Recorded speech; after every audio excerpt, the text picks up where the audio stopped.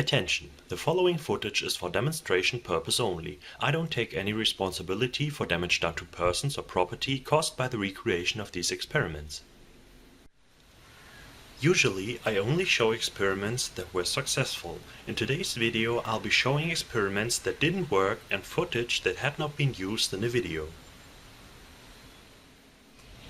This molten potassium hydroxide in a nickel crucible has attacked the crucible, which is indicated by its green color. Then some magnesium shavings were added, which caused the formation of a gas which is probably hydrogen.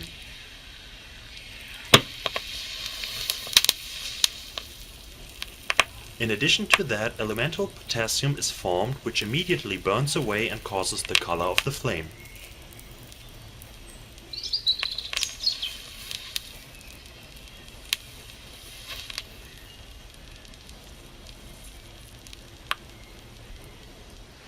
When iodine is mixed with concentrated sulfuric acid and heated, it doesn't sublime, but it melts. This way it should be dried and become a large drop.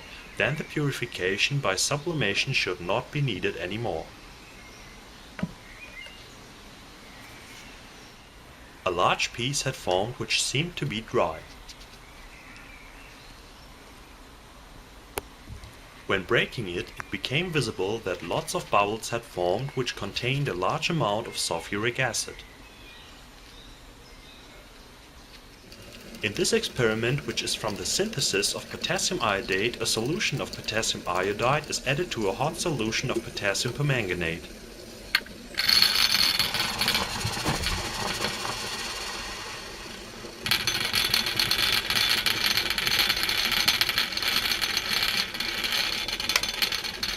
The idea was to scale up the batch without increasing the amount of water, but the heat of the reaction caused the water to boil.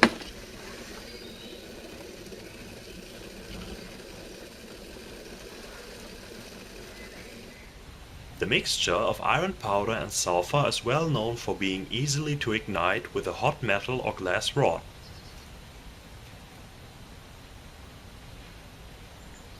In a different experiment, it was found out that a lot of the iron powder was already oxidized. This experiment was a test of a small amount of silicon thermite, which was quite difficult to ignite.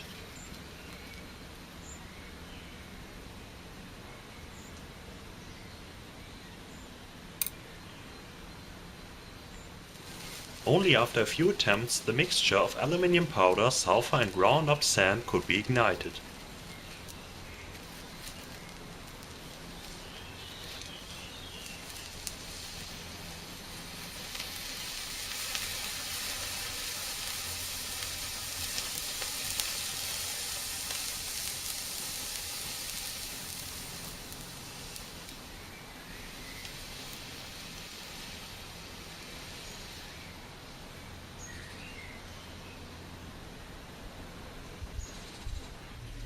This test tube contains ammonium chloride and a wet pH paper. When the salt is heated, it decomposes to form ammonia gas and hydrogen chloride.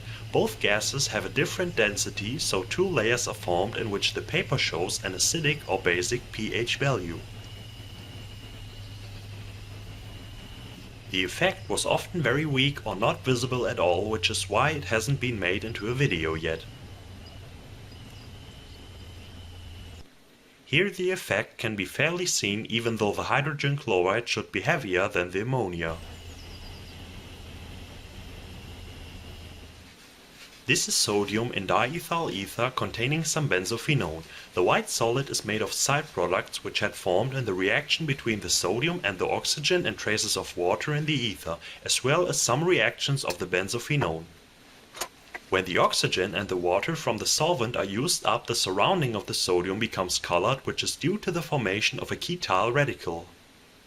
This forms in the reaction between a ketone and an alkali metal and is highly sensitive to the presence of oxygen and water.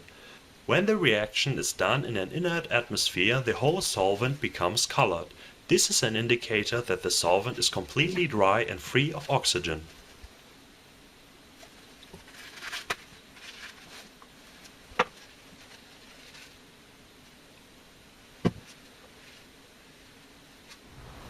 This was some footage that didn't make it into a video. I hope you enjoyed. Please rate and comment.